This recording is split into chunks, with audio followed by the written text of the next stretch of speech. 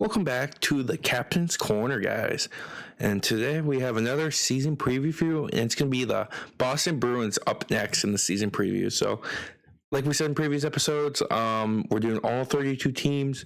Each team gets an episode, so 32 episodes. We're going in alphabetical order. We just did the Arizona Coyotes, so that means next up is the Boston Bruins. Yeah, so we'll break down what happened last season, arrivals, departures, project the lineup, what to expect, and more. So, in going over some salary cap stuff and kind of just contracts and what to expect for the future and this season. So, let's get right into it. So, yeah, last season, the Bruins had a pretty good year. They were 51, 26, and 5. They finished fourth in the Atlantic, but they were a first round exit in the playoffs.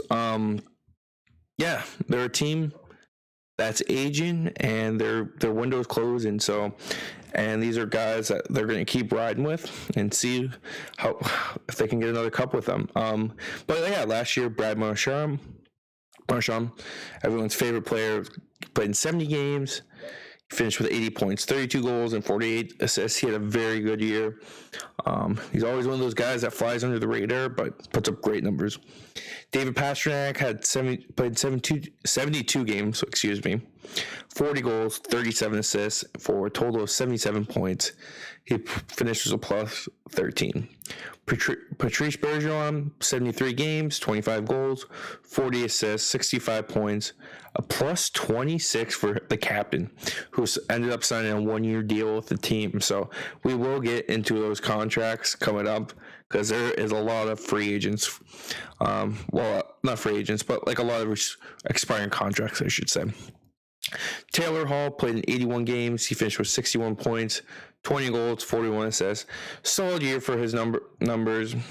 A guy that he could have a breakout year again for them. Like he can do that. He has the potential. So that's a guy to stay on the lookout for this upcoming season. Charlie McAvoy, 78 games played, 56 points, 10 goals, and 46 assists for the defenseman. Eric Holla had 44 points, Charlie Coyle 44 points, Jake DeBrusk 42, Craig Smith 36, Matt Grzelcyk 24, Trent Frederick 18, and you can just go down the list. Nick Foligno only had 13. He played in 64 games. That's a guy that was a little bit of a disappointment for them. Curtis Lazar, who left the team, 70 games played, 16 points. Oscar Steen. They got quite a few guys in the lineup last year. And then obviously goaltending. They're going with the same pair last year. Jeremy Swayman played 41 games. Linus Ullmark played 41. I expect them to kind of go with that again this year, kind of split down the middle. Maybe if a guy gets hot, let him go. But yeah, Swayman played in 41 games, 23 wins, 14 losses, 2.41 goals against average, and a .914 save percentage. Linus Ullmark, 41 games played, 26 wins, 10 losses, 245 goals against average, but a .917 save percentage. So very similar numbers for the goaltenders there. Then obviously Tuukka came back and played in 4 games, 2-2, 428, 844, and he hung him up after that. So yeah, definitely a team where their goaltending's a solid pair. Like maybe Swayman makes a jump and takes over the number 1 role. Maybe Ullmark does it. Who really knows? I think they would prefer Swayman to do it, as he is their younger goaltender of the future. But they did split down the middle last year, and I could definitely see them doing that again this upcoming season. So that's what last year looked like for them. And let's kind of jump into what happened this offseason for the Bruins. Not a ton, like a lot of free signs, but David Krejci makes his return to the black and gold. I believe it was a 1-year deal Krejci signed. The center is back. They also traded for Pavel Zacha. I think he's one of those guys, like he's been in the league a while now. He looked solid for New Jersey. I think he's a guy that would look great. I think he fits what the Bruins need. I think he could be the third line center. Probably third line, I'd say. Third. Maybe fourth, maybe a wing. I don't know. Because you got Bergeron 1, Krejci 2 if he's up to it. Yeah, and then obviously departures. They didn't have tons. Curtis Lazar went to Vancouver. Eric Holla went to the Devils. Nothing to really write home about for like departures. I think they did better bringing guys in than losing guys. Obviously, defense core could have done a little more work, but they like their guys. Now let's get into the projected lineups. Obviously, to start the year, they're going to be hurting with injuries. Brad Marchand is currently out. Charlie McAvoy is currently out, and Matt Grzelcyk are currently listed out according to Daily Faceoff of injury. Who knows how long they'll be out for? But those are obviously two very big names for them, and they definitely will be trying to get those guys back in the lineup right away. But Patrice Bergeron, center one, you can expect Brad Marchand to take over that role for Pavel Zacha on the left wing. I think Zacha could fit into that second role, maybe third. Maybe he could be the second line center with Krejci if Krejci doesn't come back firing right away. I don't know. It could be interesting. They got Taylor Hall, Krejci, Pastrnak, second line. Great line. Obviously, DeBrusk and Pastrnak can switch to get the perfection line again. So there's a lot of moving parts. They're a team that do like to move their lineup around a tad bit, the top six. Trent Fredericks listed there on the third line. Charlie Coyle, Craig Smith. Then they have Nick Foligno, fourth line. He could be a guy that does get scratched. Jack Studnicka and Thomas Nozick. So definitely an aging team there. Obviously, with Grzelcyk and McAvoy out, the D doesn't look great, but they have Hampus Lindholm, Brandon Carlo, Derek Forbort, Connor Clifton, Mike Riley, and Jacob Zaboral. I don't know. That's a team where they have a very solid decor when they are healthy, but with an aging team, that is always an issue, is trying to stay healthy. But yeah, let's get into what their salary cap is looking like after the projected lineup. So currently they are over the cap by $2 million according to Cap Friendly. But they will do some moving around. A guy might get moved. They might use LTIR. Obviously, some of those guys are out long term, and they are over the roster size with their projected lineup.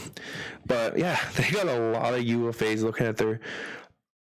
They have only four forwards after this year still under contract. Yeah, David Pastrnak is going to be UFA after this year.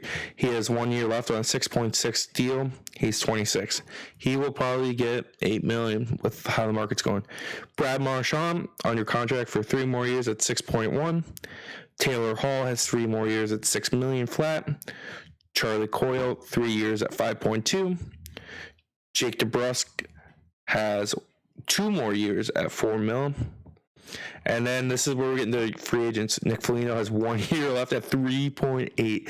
That guy's robbing that franchise, so he'll be gone after this year. Pavel Zacha, 1 year left at 3.5. Craig Smith, 1 year, 3.1. Patrice Bergeron, 1 year left. He signed a 1 year deal at 2.5, so this could be his last kick at the can with it, as he is 37 right now. Chris Wagner has 1 year left at 1.3. Trent Frederick has 1 year left at $1 million. He is an RFA.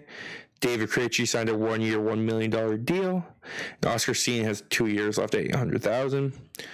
Charlie McAvoy has a bunch left at 9.5. Hampus Lindholm obviously just signed 6.5 for a couple years. The only D they have really expiring is Connor Clifton at $1 million. And then obviously after this year, they will have to figure out their goaltending, with Jeremy Swayman coming off his entry-level deal. So he will be an RFA, but he'll be looking for a pay increase there too. So a lot of moving parts with that team right now, which is very interesting. A lot of guys coming off contract. Obviously, Pasta got a new agent. He'll be looking for a new deal. Assume it would be in Boston, but who knows? He could be a guy that moves on, especially if a bunch of guys retire. The future's not looking great for them. So that's something definitely to keep an eye on with this team. Obviously, we got their captain's still Patrice Bergeron. General manager Don Sweeney, who people have been asking to get fired. So that will be interesting to see. He could definitely be on his way out with this franchise, but only time will tell. But yeah, draft picks wise, they hold most of their picks. They don't have a second round this year coming up. They don't have a second round in 2024. Other than that, they hold their first round picks. But this is a team I do picture, if they're in the playoff hunt, they will be buyers at the deadline. Kind of, like I said, their last kick of the can. They got a lot of aging guys that are probably ready for retirement. If they can make a run with this lineup, I think they will do it. They have so many expiring contracts. Patrice Bergeron's up there. Krejci came back. I feel like they sold it. Like, this is our last real kick at it. Obviously, they're going to sell Marchand, Taylor Hall, McAvoy. But they're just not going to have their depth and the leadership like they've had. So definitely feels like a last kick of the can.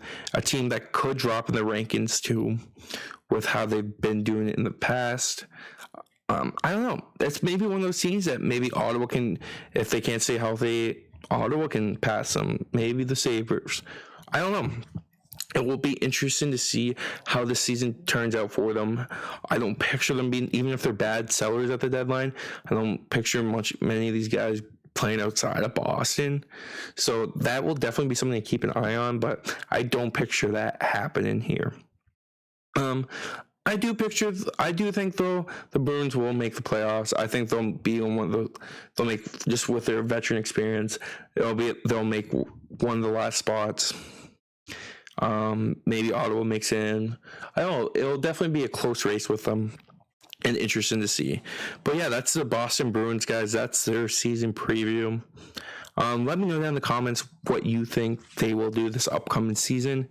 And it will be interesting to see, in my opinion, this team kind of give it one last shot with this core group they really have had together for so long.